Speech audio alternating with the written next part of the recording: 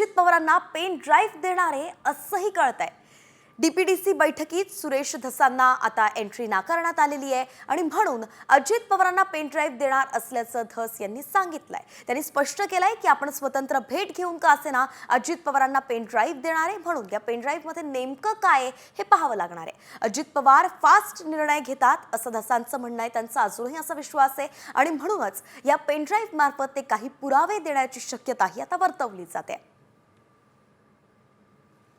कामाचा उरक चांगला आहे, फास्ट निर्णय क्षमता आहे, त्याच्यामुळं जिल्ह्याला आणि आता जिल्ह्याला फरक दिसला नाही का? बीड शहरात सगळे घाणच घाण असते, जरा साफसफाई तरी झाली ना, म्हणून दादांनी वारंवार आमच्या जिल्ह्याला यावं अशी आमची अपेक्षा आहे। आज ते डॉक्युमेंट आणि मी त्याची सीडी जी आहे ते काय म्हणतात पेन ड्राईव्ह त्याचं पेन ड्राईव्ह त्यांच्याकडे देणार। आज काही पुरावे देणार आहे तुम्ही दादांना? अहो पेन ड्राईव्ह सगळेच पुरावे आहेत ना त्याचे।